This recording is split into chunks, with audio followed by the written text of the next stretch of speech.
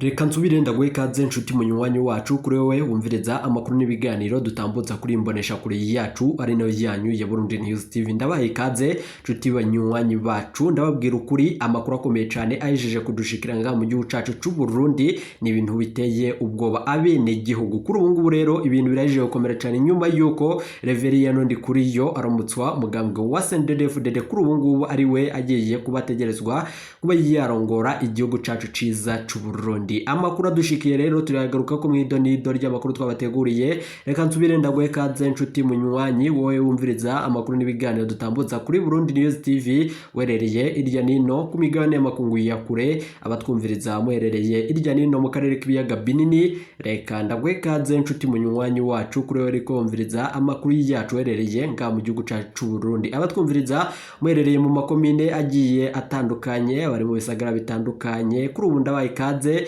abari Gitega, Cibitoke, Kirundo n'ahandi hatandukanye mu gihugu cacu c'u Burundi.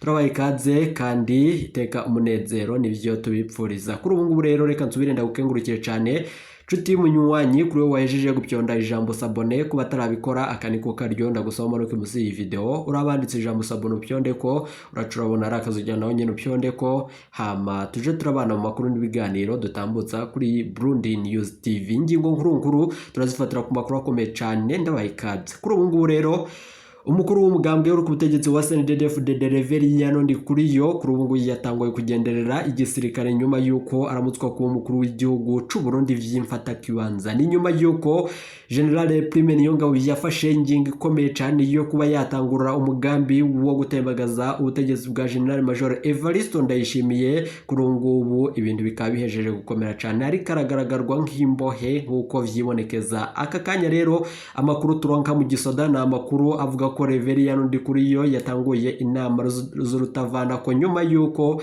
General Prime Niyongabo ashikirije amajambo akomeye cyane abategetsi b'u Burundi, nyuma yuko umvikanye amajambo arimwo gutera ubwoba avuga ko atawundi agomba gusubirira umukuru w'igihugu atarayu umunyamabanga mukuru w'umugambwe wa CNDD-FDD. Biriko mu nyuma zuko agatorwa sarashobora kuvyivangamo nyuma yuko afitanye umubano hagati yiwe na General Prime Niyongabo, kandi murazi ko agatorwa so adashigikiye Reverien Ndikuriyo kuko mwarumvirije ko ari miliyoni 30 zarungitswe ku muntu azotora ikiziga ca agatorwa so arongoye umugambwe mukuru kandi umugambwe utavuga rumwe n'ubutegetsi wa CNL. Amakuru akomeye cyane rero mwarumvirije tekinike ziriko zirakoreshwa mu gisoda c'u Burundi, turaza kubigaruka ko makuru akomeye cyane.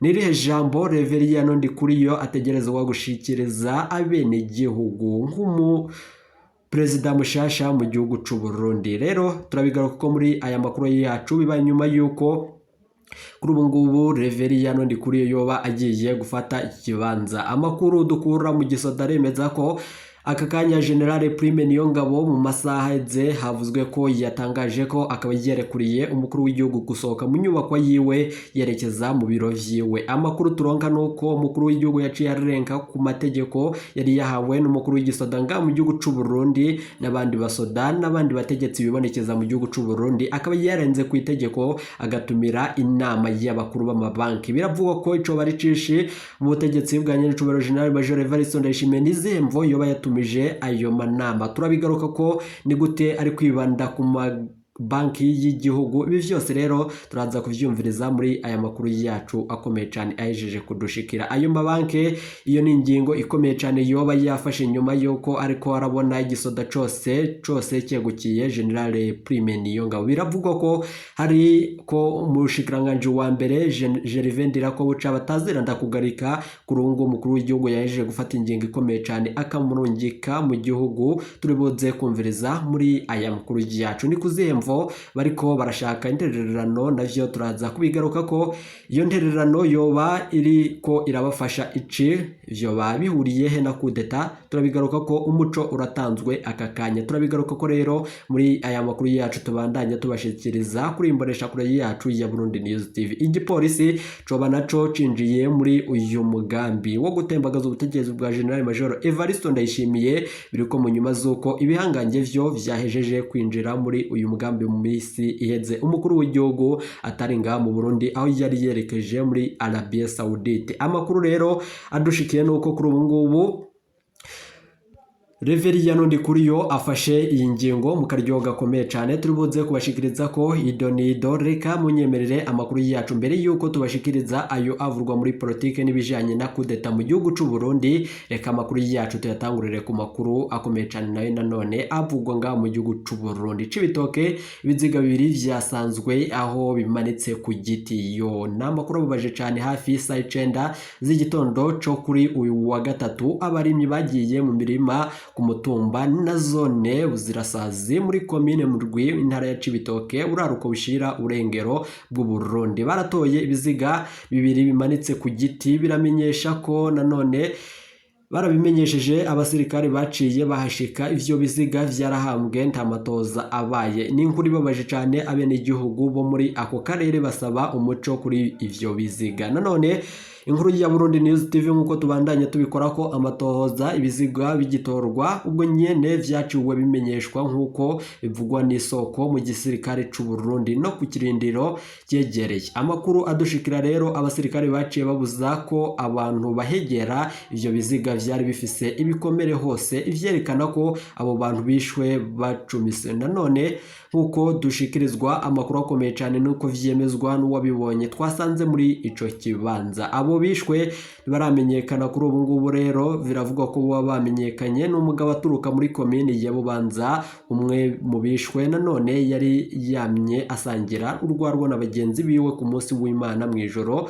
Rero turababajwe cyane no kubona atorwa yapfuye, niko umwe mu bajejwe intwaro yari kumwe n'umuhisi mu mpera zindwi iheze ashikiriza. Umukuru wa zone Buzirasazi nawe hamwe n'imbonera kure abanywanyi b'umare w'urwaruka rwa CNDD-FDD ku itegeko rya munisanteri wa komine Murwi baciye bafuba nanone vyihuta ivyo biziga. Amakuru akomeye cyane adushikira nuko munisanteri w'iyo komine n'Umurwi yasiguye ko kwari ugutegerezwa kukingira abanyagihugu indwara kuko ivyo biziga vyari mu mirima. Umwe mu baharanira agateka ka muntu nanone akorera muri iyo myaka hafi imyaka 10 ariyamiriza iyo ngendo yabaye umugenzo wo guhamba abo bantu bishwe mu buryo burimwo igipfungu kandi hatabaye amatohoza n'amakeya muri ako karere ubwicanyi buguma bwibonekeza. Asaba ko haboneka umuco kugira ngo hamenyekane imvo z'ubwo bwicanyi. Kuri ubu ngubu rero biravugwa ko ibintu bijeje gukomera cyane aho bivugwa ko imbonera kure abanywanyi b'umumaro umugambwe uri ku butegetsi wa CNDD-FDD nabo bahejeje gukora ibara mu gihugu c'u Burundi nkuko tubirungikirwa na bamwe mu bene gihugu batandukanye bagenda baturungikira amakuru gake gake. Kuri ubu ngubu rero nayo andi makuru avugwa mu gihugu c'u Burundi biravugwa ko Bukirasazi nanone amakuru adushikira nuko umugabo yikekwa ko uburozi yaturiwe. Umugabo w'imyaka ishika 70 yarishwe kuri uyu wa gatatu nanone umutumba Ruvumu muri komine Bukirasazi ni mu ntara ya Gitega hagati mu Burundi. Zakariye Mbayaga none w'imyaka 75 yari yikekwa ko n'abanyagihugu ko ari umurozi. Abantu bane barahagaritswe kumva z'amatohoza. Inkuru ya Burundi News TV inyuma y'urupfu giturumbuka rumuyabaga none wo ku mutumba Ruvumvu nanone biravugwa ko niho iryo bara ryagwa. Kubw'amasoko mu ntwaro Muyabaga nanone w'umuhungu yarapfuye mu buryo budasiguritse mu ishafu ryinshi. Abanyagihugu baciye baja kurondera Zakariya Mbayaga berekana none ko bakeka ko ari we yoba yararoze uwo muhisi. Vyemezwa na Pastori Nyakimwe umukuru w'umutumba Ruvumu. Bamwe nanone bamaze kubona ko uwo mugabo w'imyaka ishika 70 yakubiswe imbere yo kujanwa mu nkengera z'ikiyaga Nomiko aho yatuririwe apfiraho nyene niko ababibonye batomora.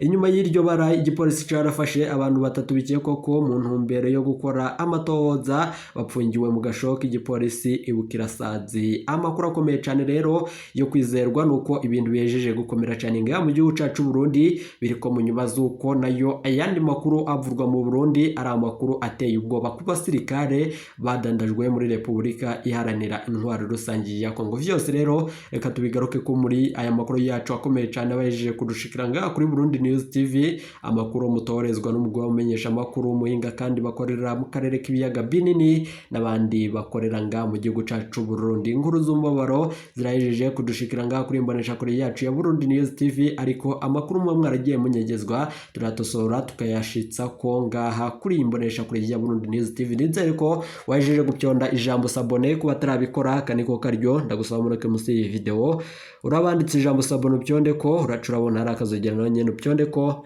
hama tuje turabana mu makuru n'ibiganiro dutambutsa kuri imbonesha kure yacu ari nayo yanyu ya Burundi News TV. Kuri ubu ngubu rero uko twebabwiye mu mfunyo ibintu biraheje gukomera cyane, bibaye nyuma yuko agashavu mu basoda kariko karakwiragizwa, ni nyuma yuko mumvirije ko hari biziga bigiye kugenda bishingurwa kimwe kimwe, nyuma yuko leta y'u Burundi idakeneye ko abene igihugu bazomenya uburyo abasoda b'u Burundi bagoye ku rugamba muri Repubulika iharanira intwaro rusangi ya Kongo, kandi nanone bidasiguritse ingene leta y'u Burundi yorungika abasirikare kumva z'amafaranga kandi abo basirikare n'abaryango babo bataronka ako gashara kababuze ababo. Amakuru adushikiye rero nuko kuri ubu ngubu mu gisoda ibintu vyo bihejeje gukomera cyane nyuma y'abo basirikare barungitswe muri Repubulika iharanira intwaro rusangi ya Kongo. Biravugwa ko hari ibindi biziga bishika 4 vyatahukanywe kuri rigenekerezo. Ni inkuru y'umubabaro cyane, tugaruka ko muri aya makuru yacu akomeye cyane yeje kudushikira, biriko mu nyuma zuko hari abandi basirikare bashika 4 baturutse igisoda c'u Burundi binjira mu mugwi mushasha wa Larube, nkuko tubitorezwa n'umwe mu bamenyesha amakuru bacu akorera ngaho, n'umwe mu basoda bandanya kudushitsa ko idonido mu makuru avurwa mu gisoda c'u Burundi. Ngaha kuri Burundi News TV rero yose urabikurikirana idonido. Ndababwira ukuri, umugambi wo gutembagaza ubutegetsi bwa Nyenicubahiro Major Evariste Ndayishimiye oba ugira ushike. Ni nyuma yuko kuri ubu ngubu umukuru w'igihugu Nyenicubahiro General Major Evariste Ndayishimiye yafashe ingingo ikomeye cyane yo kurungika umushikiranganje wa mbere General Gervais Ndirakobuca batazira kugarika akamurungika mu makungu. Ni kuzihemvo biravugwa ko yubagiye gushakisha intererano nayo yo kubafasha muri ibi bibazo no guhagarika aka karwi kishinze gutembagaza ubutegetsi bwa Nyenicubahiro Major Evariste Ndayishimiye. Ibi vyose rero bikaba bihejeje kudushikira, biroko mu nyuma zo kamakuru akomeye cyane hejeje kudushikira. Mumvirije ko umushikiranganje wa mbere Gervais Ndirakobuca n'umutambukanyi wiwe batari ngaha mu gihugu c'u Burundi. Bari hehe? Turabigaruka ko muri aya makuru yacu akomeye cyane. Hariko haribonekeza ibintu bijanye n'ububeshi kumva zuko bamwe bavuga ko yo bagiye mu manama atandukanye afisanye isano n'amanama akorwa mu gihugu, ariko ibi vyose ntabwo ari vyo nkuko vyibonekeza ko hari bimenyesha amakuru vyinshi vyatanguye kwandika kuri iyo nkuru. Umushikiranganje wa mbere rero akaba yashitse muri ico gihugu nyene arungitswe n'umukuru w'igihugu Nyenicubahiro General Major Evariste Ndayishimiye nkuko bitangazwa n'umwe mu begereye ibiro vy'umukuru w'igihugu. Aka kanya rero amakuru adushikiye mu bijanye na kudeta nkuko General Prime Niyongabo ahejeje gutanga umuco. Biravuga ko umukuru w'igihugu kuri ubu ngubu ariho yapfunguriwe, akaba yarekuriwe kuba yasohoka mu nyubako yiwe akerekeza mu biro vyiwe mu ntare Rushatsi. Kuri ubu ngubu rero ibintu bikaba bihejeje gukomera cyane, aho yarenze ku itegeko yari yahawe na General Prime Niyongabo. Ni gute umukuru w'igihugu ariko atanguye kurongorwa n'igisoda mu gihugu c'u Burundi? Ibintu birahejeje gukomera cyane, aho General Prime Niyongabo kuri ubu ngubu ariwe afise ijambo rikomeye cyane. Kuri ubu ngubu rero niwe ariko arica kanakiza nyuma yuko aronse imbaraga zikomeye cyane mu bazungu bibonekeje bavuye mu makungu. John na Johnson bikavuga ko ari bo bariko barafatanya na General Prime Niyongabo mu kumufasha mu kwinyegeza mu karwi kishinze gutembagaza ubutegetsi bw'u Burundi. Turabigaruka ko muri aya makuru yacu abandanya kudushikira mu gihugu c'u Burundi. Biriko mu nyuma zuko nayo ayandi makuru aravuga ko aba bazungu bashitse kuri igenekerezo rya 2 mu nyonyi mwaka 2023 bashika nga mu gihugu cacu c'u Burundi ku kibuga c'indege citiriwe Melchior Ndadaye, baje mu mugambi ariko udasiguritse. Leta y'u Burundi ikaba yarabankiye, aho General Prime Niyongabo yaciye afata ingingo ikomeye cyane abakura ngaho ku kibuga c'indege. Ubwo bariko barakorwa ko amatohoza vyose rero bikaba bihejeje gukomera cyane mu gihugu c'u Burundi. Burundi. Abo binjijwe kuzemvo biravuga ko ari dossier ikomeye cyane. General Alain Guillaume Bunyoni wahoze ari umushikiranganje wa mbere ngaho mu gihugu cacu Burundi nawe yahejeje gushirako umukono nyuma yuko hari abari bateguwe mu gutembagaza ubutegetsi nkuko parike ibisigura. Amakuru rero adushikira aremeza ko General Alain Guillaume Bunyoni yo bafise uruhara mu irungikwa ry'aba bacancuro canke abazungu bibonekeje bazanga mu gihugu c'u Burundi kumva zo gutembagaza no gufasha akarwi kishimiye kuba katembagaza ubutegetsi bwa nyanicubahiro General Major Evariste Ndayishimiye. Urugendo rwa mbere mu gisoda General Kurungubu Prime Niyongabo ahejeje gufata ingingo ikomeye cyane nyuma yuko umukuru w'umuganga uri ku butegetsi wa CNDD-FDD Reverien Ndikuriyo afashe ingingo ikomeye cyane mu rugendo rwe rwa mbere mu gisoda c'u Burundi. Abajenerali bakomakomeye aho bamwakiranye kaze mu gihugu c'u Burundi nk'umuntu ategerezwa kuba umuperezida w'u Burundi, ategerezwa kurongora Uburundi vyimfata kibanza nkuko General Prime Niyongabo ahejeje kubishikiriza mu manama aba misi yose. Kuri ubu rero umukuru w'igihugu nyanicubahiro General Major Evariste Ndayishimiye yapfuciye afata ingingo ikomeye cyane nyuma yuko arekuriwe kuba yasohoka mu nyubako yiwe akaja ku biro vy'umukuru w'igihugu, nubwo nanone atahandi arekuriwe kuja nyuma yuko hari abasirikari bari ku micungararo y'ikirimba c'umukuru w'igihugu n'abandi bari mu nyubako ziwe zitandukanye mu gihugu c'u Burundi. Biravugwa ko barungitswe na General Prime Niyongabo. Amakuru adushikira nuko General Prime Niyongabo ingingo ikomeye cyane yayifashe nyuma y'umugambi wenyejejemwo inyuma y'abantu bakomeye cyane ibihanganye mu gihugu c'u Burundi. Biravugwa ko umuntu wenyene ashigikiye umukuru w'igihugu ari umushikiranganje wa mbere Gervais Ndirakobuca, nubwo atagaragaza neza uruhande ahagazemwo. Vyose rero turagenda tuvyumviriza kandi tubikurikirana kuri imbonesha kure yacu ari nayo yanyu ya Burundi News TV. Kuri ubu reka nsubire ndabayikaze kandi ndabakengurukiye cyane nshuti banywanyi muri ko mwumviriza aya makuru n'ibiganiro dutambutsa kuri Burundi News TV. Kuri ubu rero turi ngaha Gitega mu kuraba neza ibijanye n'iyi kudeta iriko yibonekeza mu gihugu c'u Burundi. Turiko turabikora ko amatoza abamenyesha amakuru bacu bakorera mu gisoda bariko barabandanya mu kuturungikira amakuru akomeye cyane. Amajambo Reverien Ndikuriyo yashikirije gisoda na amajambo ateye ubwoba kandi bivuga ko yozogerera abene gihugu umumaro.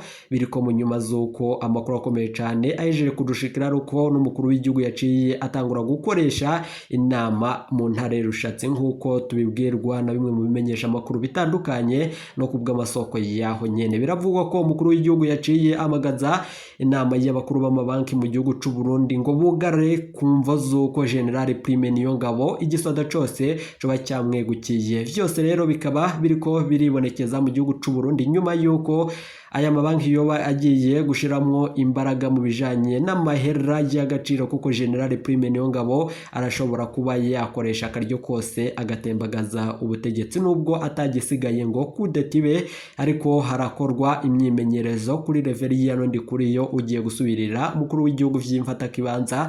Vyose rero turaza kubigira ko ku makuru yacu tubandanya tubashitsa ko mu biganiro vyacu vya misi yose ido nido. Reka nsubire ndaguhe ikaze kandi ndagukengurukire cyane mu yandi makuru turibuze kuba turiko turabanamwo namwe. Kubana namwe ni ibintu bikomeye cyane kandi vyiza binezereje abene gihugu. Kuri ubu rero nizere ko wahejeje gupyonda ijambo sabone kuba tarabikora kandi ko karyo ndagusoma ruke busi iyi video urabanditse ijambo sabone byondeko uracurabona hari akazogera nawe nyene byondeko tuje turabana mu makuru n'ibiganiro dutambutsa kuri Burundi News TV. Abamenyesha amakuru bacu bariko baratugirira amatoza kuvyerekeranye n'iyi dossier iriko iribonekeza mu gihugu c'u Burundi. Turaza kubashitsa ko ibijanye n'urugendo rwa General Major Evariste Ndayishimiye, turaza no kubashitsa ko urugendo rwa General Gervais Ndirakobuca umushikiranganje wa mbere ngaha mu gihugu cacu c'u Burundi. N'uru rugendo rundi rwibonekeje kuri uyu mu president vyimfata kibanza. Rero turaza kugaruka tubashitsa ko ayo makuru nandi twabateguriye ngaha mu gihugu cacu Burundi. Wowe cyo sabwa manuka musi iyi video urabanditse ijambo sabone pyondeko. Iyi ni Burundi News TV.